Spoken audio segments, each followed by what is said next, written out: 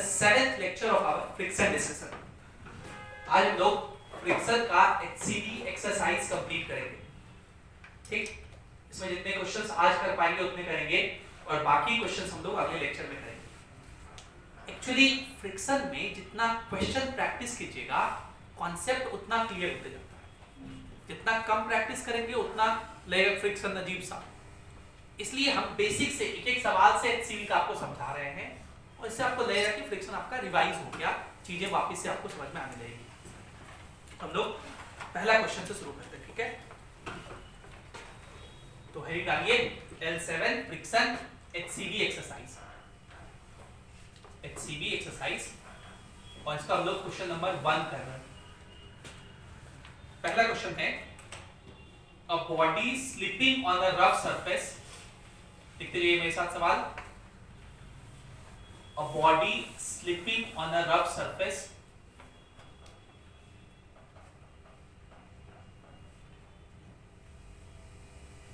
Rough surface, उसको यहाँ पे हॉरिजॉन्टल प्लेन लिखा है. Horizontal plane moves with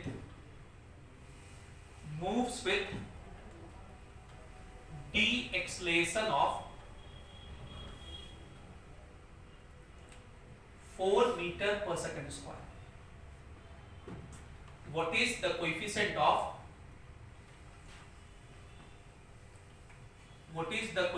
of kinetic friction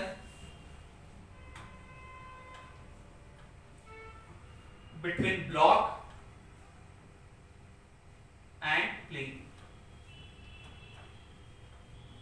तो आप यहाँ पे वीडियो को पॉज कर सकते हैं और अपना टाइम लेके सवाल बना सकते हैं. इसमें दूसरा सवाल भी हम लिख लेते हैं. इसमें कुछ दिक्कत हो रहा है आपको लगता है.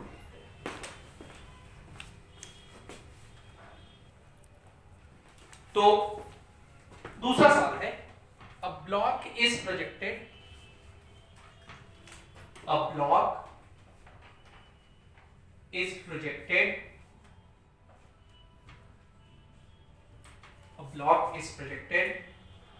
along a rough horizontal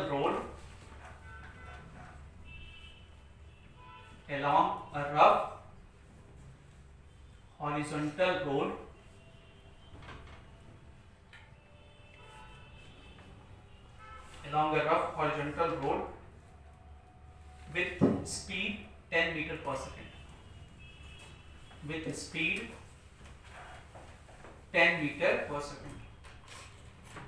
If coefficient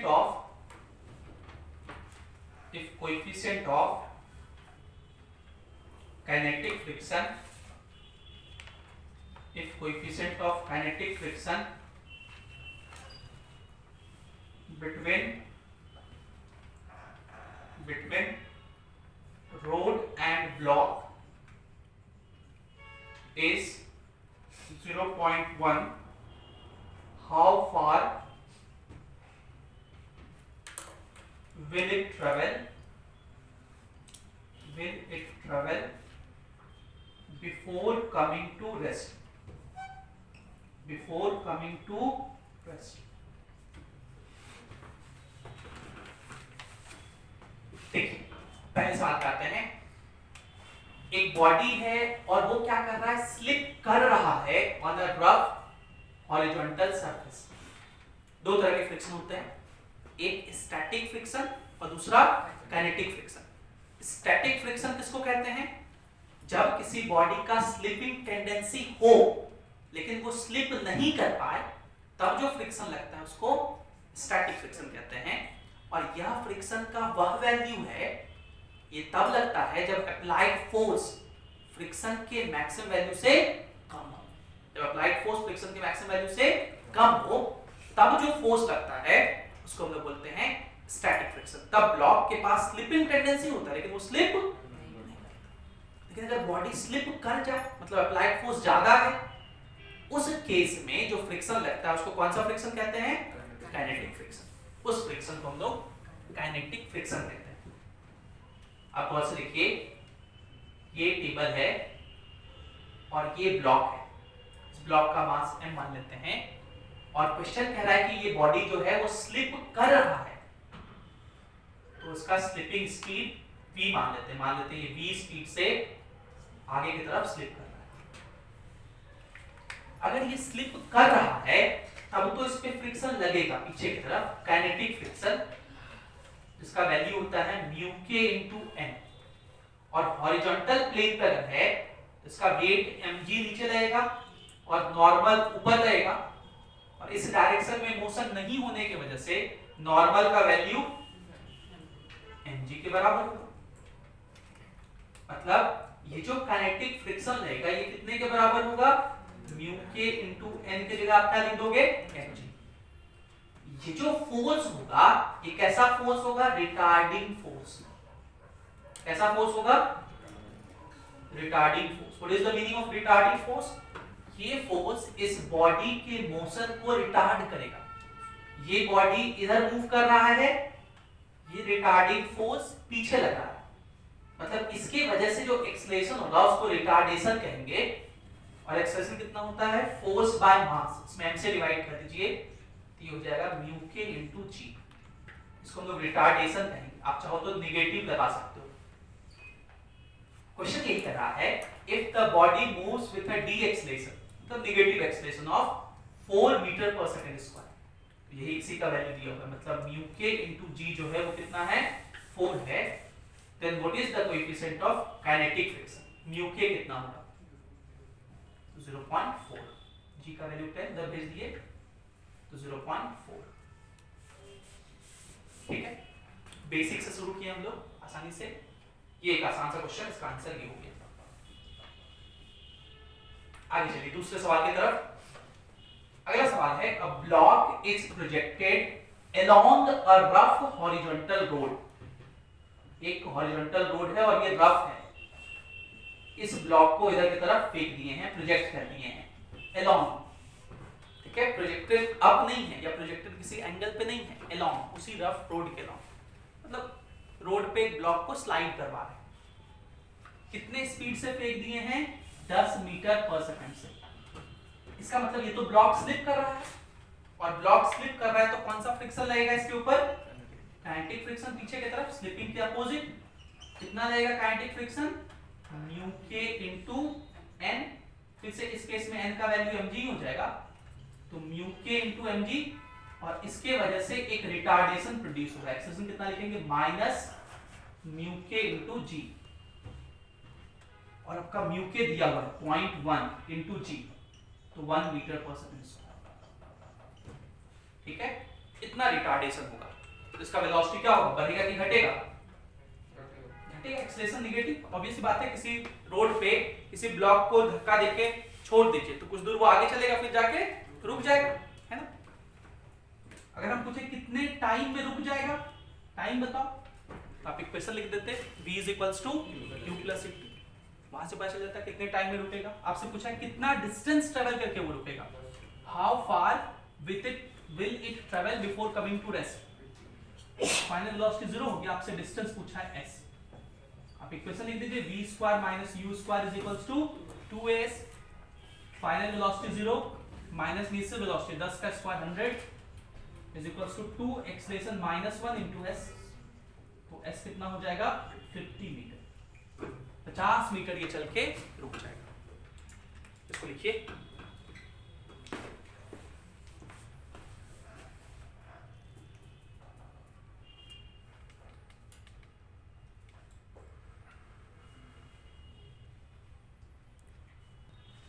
चलिए अगले सवाल पे चलते हैं, क्वेश्चन नंबर 3 पे।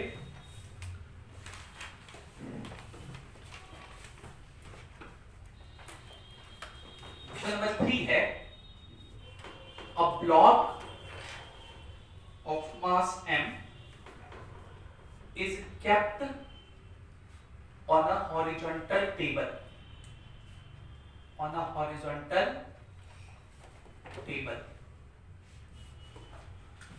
having coefficient of static friction, having coefficient of static friction is equals to mu. Find frictional force acting on the block. बताइए इस ब्लॉक पे कितना फ्रिक्शनल फोर्स लगेगा। आप वीडियो को पॉज करके ट्राई कीजिए। फोर्थ क्वेश्चन है, a block slides down, a block slides down an inclined surface,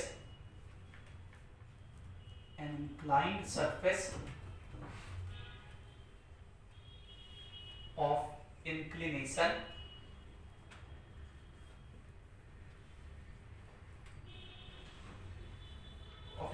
30 degree with horizontal.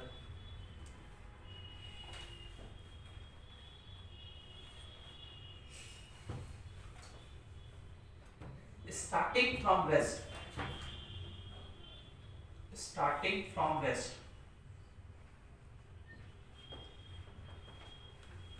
it covers 8 meter in first 2 seconds. 8 meter in first 2 seconds. Find coefficient of kinetic friction, मतलब mu k। आपको mu के का value बताना है। देखिए दोनों सवाल करते हैं। पहले सवाल करते हैं, a block of mass m, a block of mass m is kept on a horizontal table। एक हॉरिजॉन्टल टेबल है, इस पर एक ब्लॉक रख दिए हैं जिसका मास m है, और इस सरफेस के लिए जो कोएफिशिएंट ऑफ स्टैटिक फ्रिक्शन है वो b है। इसका वेट mg नीचे रहेगा, नॉर्मल ऊपर रहेगा, फ्रिक्शन किधर रहेगा? फ्रिक्शन तो स्लिपिंग के अपोजिट लगता है। क्या इस ब्लॉक का अभी स्लिपिंग टेंडेंसी है? कहेंगे नहीं, ऐसा नहीं फ्रिक्शन आप इधर लगा दिए, हमेशा इधर लगाते थे तो इधर लगा दिए। अरे भाई ब्लॉक को इधर खींचोगे तब तो ब्लॉक के पास स्लिपिंग टेंडेंसी होगा, तब तो ब्लॉक इधर स्लिप करना चाहेगा तो फ्रिक्शन रहेगा। अगर ब्लॉक को इधर खींच दे तो फ्रिक्शन इधर लग जाएगा ना, यहाँ तो फोर्स लग ही नहीं रहा। अगर हम पूछते फ्रिक्शन कितना लग सकता है तो अलग अलग सवाल होता। तुम कितना पढ़ सकते हो और तुम कितना पढ़ रहे हो तो अलग अलग बात होना चाहिए। सिमिलरली फ्रिक्शन कितना लग सकता है अगर ये पूछा जाता, मतलब F max पूछा जा रहा है, वो होता है mu into n, जो कि यहाँ mu mg हो जाता है। This is the maximum value of friction that can act. This is maximum value of friction that can act. लेकिन यहां पर कोई भी फ्रिक्शन नहीं लगेगा। Here no friction will act. No friction will act as block does not have slipping tendency. हम आपको कोई होमवर्क ही नहीं दिए हैं तो काहे पढ़िएगा, है ना? ब्लॉक का कोई स्लिपिंग टेंडेंसी नहीं है, इसलिए इस पे कोई फ्रिक्शन नहीं लगेगा। तो ये इस सवाल का आंसर हो गया, वेरी इजी। अगला सवाल, a block slides down and incline. एक ब्लॉक है जो कि इंक्लाइंड प्लेन पे डाउन स्लाइड कर रहा है। समझिए इस बात को, ये इंक्लाइंड प्लेन बना लिए, इसका इंक्लिनेशन दिया हुआ 30 डिग्री विद होरिजॉन्टल। ये थीटा कितना है? 30 डिग्री। और क्वेश्चन कह दिया है कि ये जो ब्लॉक है ये नीचे की तरफ स्लाइड कर रहा है। ये क्वेश्चन ने आपसे कह दिया, ये क्वेश्चन ने कह दिया कि ये ब्लॉक किधर स्लाइड कर रहा है? नीचे। मतलब इसमें फ्रिक्शन आपको पता चल गया, फ्रिक्शन रहेगा ऊपर, और क्योंकि ये नीचे स्लाइड कर रहा है इसलिए स्लाइड करते वक्त कौन सा फ्रिक्शन लगता है? काइनेटिक फ्रिक्शन, जिसका वैल्यू होता है म्यू के इनटू एन, और इंक्लाइंड प्लेन के केस में एन का वैल्यू mg cos थीटा होता है। इधर की तरफ mg का एक कंपोनेंट है, इसको बोलते हैं mg sin theta. mg component down the inclination mg sin theta होता है। इस दोनों की वजह से नेट एक्सलेशन नीचे की तरफ कितना होता है? ये फोर्स माइनस ये फोर्स, ये हो गया net force divided by mass. तो एक्सलेशन कितना होगा, mg कॉमन ले लीजिए, sin theta minus mu cos theta, ये हो गया फोर्स बाय m। तो एक्सलेशन होता है g into sine theta minus mu cos theta, mu के cos थीटा, ठीक है। ये हम लोग डिस्कस किए थे एंगल ऑफ रिपोज के केस में, ठीक है। जब एंगल ऑफ रिपोज से ज्यादा होता है उस केस में एक्सेलरेशन यही निकाले थे। क्वेश्चन कह रहा है स्टार्टिंग फ्रॉम रेस्ट, मतलब इनिशियल वेलोसिटी 0 है, एक्सेलरेशन ये है, इट कवर्स 8 मीटर, मतलब डिस्टेंस कितना हो गया 8 मीटर इन फर्स्ट 2 सेकंड, मतलब टाइम दिया हुआ है 2 सेकंड। फाइंड म्यू के, तो s दिया हुआ है, आप लिख दो equation s is equals to ut plus half a t square. तो ut क्या हो गया यहां 0, इनिशियल वेलोसिटी 0 था। s कितना है 8 is equals to half into acceleration, g का वैल्यू लिख दीजिए 10 sin थीटा, थीटा 30, sin 30 कितना होता है हाफ माइनस म्यू के into cos 30 into t square, 2 का स्क्वायर 4। देखिए इसको काट पीट कीजिए थोड़ा। सबसे पहले तो ये 2 जो खतरनाक नीचे लिखा है इसको लिए कॉमन, ये 2 2 जब 4 हो गया, ये 4 4 कट गया है ना, और ये जो 10 है इसको नीचे भेज दीजिए, तो ये 0.8 हो जाएगा, यहाँ बचेगा 1 माइनस √3 म्यू के।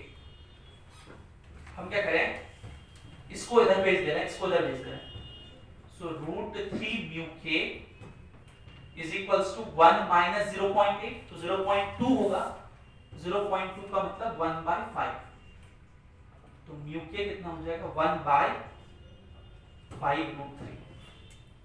ये वैल्यू हो जाएगा कोएफिशिएंट ऑफ काइनेटिक फ्रिक्शन का, ठीक है। वेरी इजी क्वेश्चन, इसको लिखिए फिर आगे बढ़ते हैं।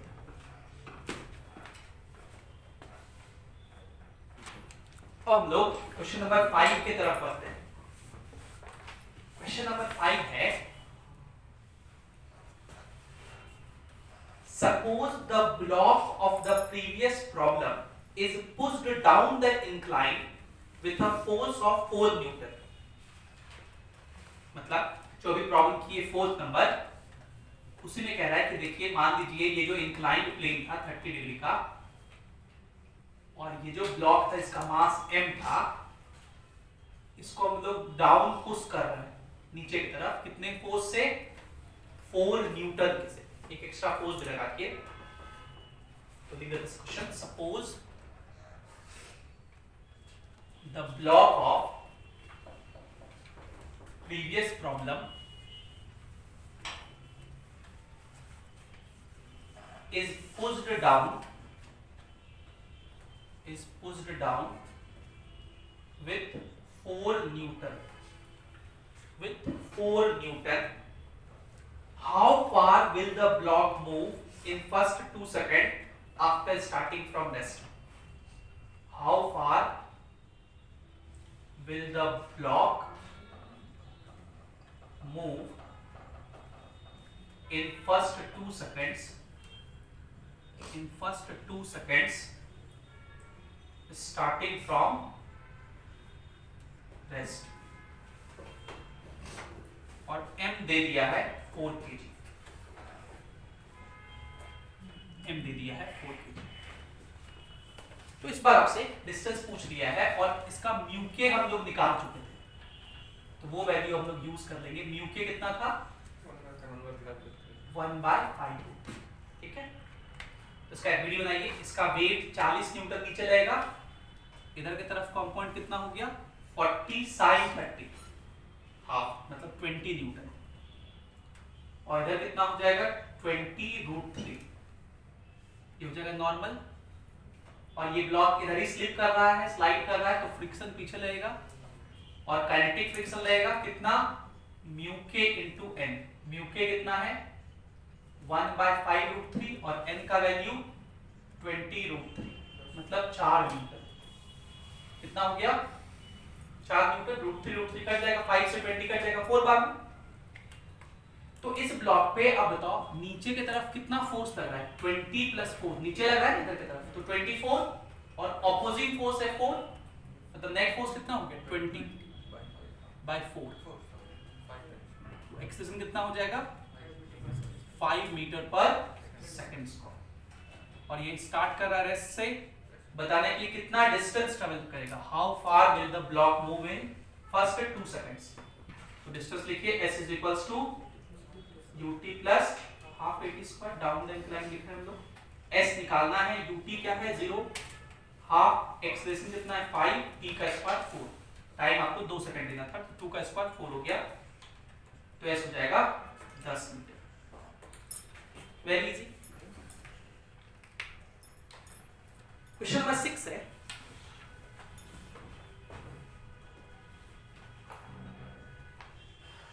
क्वेश्चन नंबर 6 है, a body of mass 2 kg is lying on a rough inclined plane of inclination 30 degree। एक रफ इंक्लाइंड प्लेन है जिसका इंक्लिनेशन 30 डिग्री है और एक बॉडी इसके ऊपर लाई कर रहा है, रुका हुआ, मतलब अभी इसका मास है 2 kg, इसका मास कितना है 2 kg। Find the magnitude of force parallel to the incline needed to make the block move up the incline। मतलब बताइए कितना फोर्स लगाएं, जस्ट फोर्स लगाएं ताकि ये जस्ट मूव कर जाए अप द इंक्लाइन, और दूसरा डाउन द इंक्लाइन। ठीक है, मतलब ये सवाल हम लोग किए भी हैं पहले। Minimum force required to move the block up the incline और प्रिवेंट फ्रॉम स्लाइडिंग। तो लैंग्वेज क्लियर नहीं है इसमें, ये म्यू है 0.2। बेसिकली आपसे क्या पूछा है, फाइंड एफ, 2 पार्ट है, पहला to just move the block, to just move the block up the incline, and B to just prevent it from sliding down, to just prevent it from sliding down। उसका FBD बनाइए। पहले case के लिए हम लोग FBD बना रहे हैं। पहले केस में to just move the block up, इस ब्लॉक को आप ऊपर ले जाना चाहते हैं, मतलब इस ब्लॉक का स्लिपिंग टेंडेंसी ऊपर है, इस पर फ्रिक्शन पीछे लगेगा म्यू इनटू एन के बराबर। इसका एफबीडी बनाइए। इसका वेट 20 न्यूटन नीचे, इधर की तरफ कंपाउंड हो जाएगा 10, 20 sin 30 10 हो जाएगा, और इधर की तरफ 10√3 नॉर्मल इधर, और फ्रिक्शन इधर लगेगा क्योंकि इसका स्लिपिंग टेंडेंसी ऊपर है, आप इसे ऊपर ले जाना चाहते हैं। फ्रिक्शन कितना लगेगा म्यू इनटू एन। म्यू कितना दिया हुआ है 0.2 और नॉर्मल का वैल्यू कितना है 10√3। ठीक है, तो कितना फोर्स लगाना पड़ेगा इसको जस्ट ऊपर ले जाने के लिए, तो ऊपर की तरफ फोर्स है F, नीचे कितना है 10 प्लस ये 10 प्लस ये कितना लिखा हुआ है 2√3, मतलब 2 इंटू 1.732 3.464 न्यूटन। तो इस ब्लॉक पे नीचे की तरफ लग रहा है 10 प्लस 3 मतलब 13.464 न्यूटन नीचे लग रहा है। जस्ट ऊपर ले जाने के लिए इससे थोड़ा सा ज्यादा होना चाहिए, तो फोर्स जस्ट ऊपर ले जाने के लिए कितना होना चाहिए 13.4645 कर दीजिए, उतना न्यूटन, मतलब मिनिमम इतना होना चाहिए, जस्ट इतना, कि हम लोग हमेशा बराबर ही लिखते हैं। ये पहले पार्ट का आंसर होगा। बी पार्ट में क्वेश्चन क्या कह रहा है कि to just prevent it from sliding down. आपको वर्ड समझना है। अब ये ब्लॉक का स्लिपिंग टेंडेंसी किधर है, स्लाइडिंग डाउन है। अब ये ब्लॉक नीचे आना चाह रहा है, मतलब इस ब्लॉक का स्लिपिंग टेंडेंसी नीचे है, तो फ्रिक्शन इस बार ऊपर लगेगा। फिर से एफबीडी बनाइए। ये 30 डिग्री, ये ब्लॉक 2 kg का, इस बार ये नीचे स्लाइड करना चाह रहा है, इस बार इस पे फ्रिक्शन ऊपर जाएगा, कितना ये 3.464 न्यूटन, बाकी इसका ये 10 न्यूटन इधर हो गया। वेट का जो कंपोनेंट था mg sin थीटा, और ये फोर्स F। इसको रोक के रखना है, तो रुका हुआ है, जितना फोर्स नीचे उतना ही फोर्स ऊपर। नीचे की तरफ फोर्स है 10, ऊपर की तरफ है F प्लस 3.464, तो F का वैल्यू कितना हो जाएगा 6.536 न्यूटन। इतना फोर्स लगाना पड़ेगा to prevent it from sliding down. ऐसा सवाल हम लोग पहले किए थे। इसमें फोर्स ऊपर नहीं लगेगा सर, डाउन द इंक्लाइन करने के लिए कह रहे हैं। नहीं, डाउन द इंक्लाइन ला नहीं रहे हैं, फोर्स का डायरेक्शन वही है। फोर्स जो ये जो फोर्स है ये निकालना है आपको, इसका डायरेक्शन वही दिया हुआ है, लेकिन दोनों केस में ब्लॉक का टेंडेंसी अलग है। पहला कह रहा है कि वह फोर्स बताइए जो ऐसे लग रहा है ताकि ये ब्लॉक ऊपर चढ़ने लगे, और इसमें कह रहा है कि वह फोर्स बताइए ताकि ये ब्लॉक जो नीचे गिर रहा है उसको हम रोक सके। ये कह रहा है फोर्स हमेशा ऐसे ही लग रहा है, ठीक है। इसको लिखिए, फिर एक सवाल और करते, question number 7।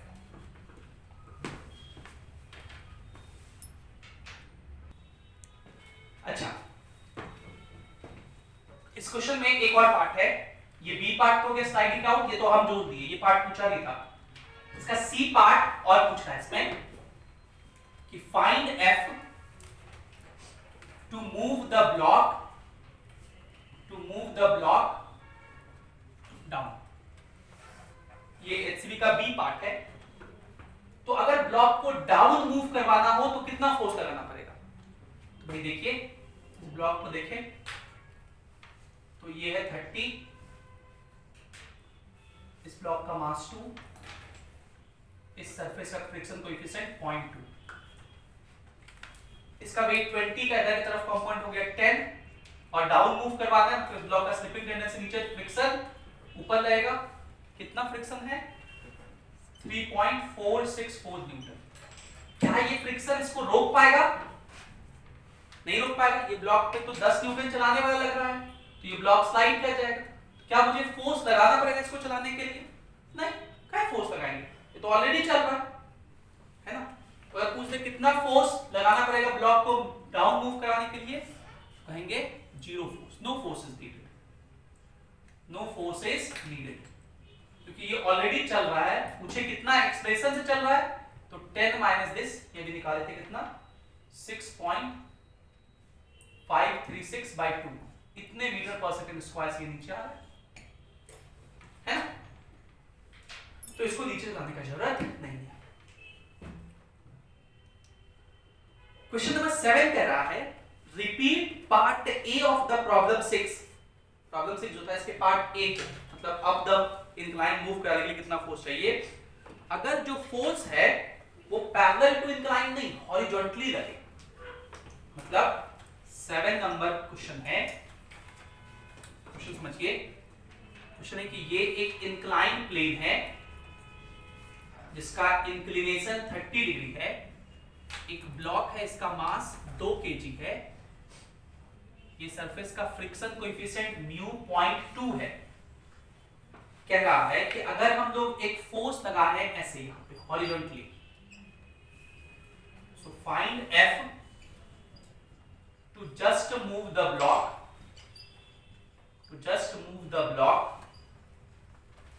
up the inclined, इस ब्लॉक को अप द इंक्लाइंड मूव कराने के लिए ये फोर्स कितना चाहिए होगा। फिर से एफबीडी बनाइए। इस फोर्स के 2 कंपोनेंट होंगे, 20 का 2 कंपोनेंट, इधर की तरफ 10, इधर की तरफ 10√3, नॉर्मल ऐसे दिखा दिए। ये जो फोर्स है इसका भी 2 कंपोनेंट होगा। कौन सा? देखिए, ये एंगल 30 डिग्री है, ये एंगल कितना हो जाएगा 30। तो ये जो F है इसका इधर की तरफ कंपोनेंट कितना हो जाएगा F cos 30। cos 30 होता है √3/2, ये हो गया √3f/2, और इधर की तरफ हो जाएगा F sin 30 f/2। अब देखिए गौर से, अभी हम फ्रिक्शन नहीं दिखाए हैं, इस डायरेक्शन में कोई भी मोशन नहीं हो रहा है, इस डायरेक्शन में कोई भी मोशन नहीं हो रहा है। तो जितना फोर्स ऊपर उतना ही फोर्स नीचे। ऊपर फोर्स कितना हो गया n, और नीचे कितना हो गया 10√3 + f/2। ये है वैल्यू नॉर्मल का। देखिए नॉर्मल का वैल्यू चेंज करके, अगर हम पूछें कितना काइनेटिक फ्रिक्शन होगा या कितना मैक्सिमम फ्रिक्शन होगा, तो म्यू * n, म्यू है 0.2 * 10√3 + f/2, ये हो जाएगा, इससे मल्टीप्लाई करेंगे तो 2√3 + 0.1f, इतना वैल्यू है फ्रिक्शन का मैक्सिमम। और आपको इस ब्लॉक को किधर मूव करवाना है, किधर मूव करवाना है, अप द इंक्लाइन। तो फ्रिक्शन किधर लगेगा, पीछे मैक्सिमम। तो आप देखो इस ब्लॉक पर ऊपर की तरफ कौन कौन सा फोर्स लग रहा है, यही वाला फोर्स √3F/2 ऊपर लग रहा है, और नीचे कौन कौन सा लग रहा है, ये 10 और ये Fmax। मतलब ऊपर मूव करवाने के लिए ये √3F/2 जो होना चाहिए जस्ट ज्यादा होना चाहिए, नीचे जो है मतलब 10 प्लस इस वैल्यू से, और ये वैल्यू कितना है 2√3 प्लस 0.1 F। हम लोग बराबर ही लिखते हैं। √3/2 का वैल्यू √3 कितना होता है 1.732, इसमें 2 से डिवाइड करेंगे तो 0.85, 1.732 में 2 से डिवाइड करोगे तो 0.866 F, और ये इधर आ गया तो -0.1 F is equals to √3 1.732 into 2 multiply करेंगे तो 3.46, ये 10 ऐड कर देंगे तो 13.464। तो यहां से F आ जाएगा 13.464 डिवाइडेड बाय 0.766। सो कैलकुलेटर से करके बताइए कितना होगा, 13.464 डिवाइडेड बाय 0.766, अप्रोक्सीमेटली 20 के आसपास, 20 से थोड़ा कम, 7.5 है ना, 2 करेंगे तो 20 नहीं 18-16 के आसपास कुछ आएगा। 13.464 डिवाइडेड बाय 0.766, 17577 1 पॉइंट नहीं लगाया, 17.57। अच्छा कर हम आंसर देख लेते हैं। ये क्वेश्चन नंबर 7 है, 7 होगा 17.5,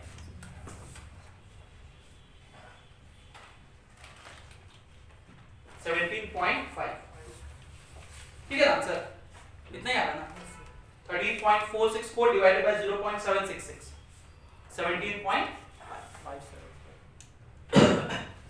तो आई होप आप लोग को इतने क्वेश्चन समझ में आ गए होंगे। अगले 5 सवाल आप ट्राई कीजिए और ये बनेंगे, इसका डिस्कशन हम लोग अगली क्लास में करेंगे। Thank you for being with us, have a great day.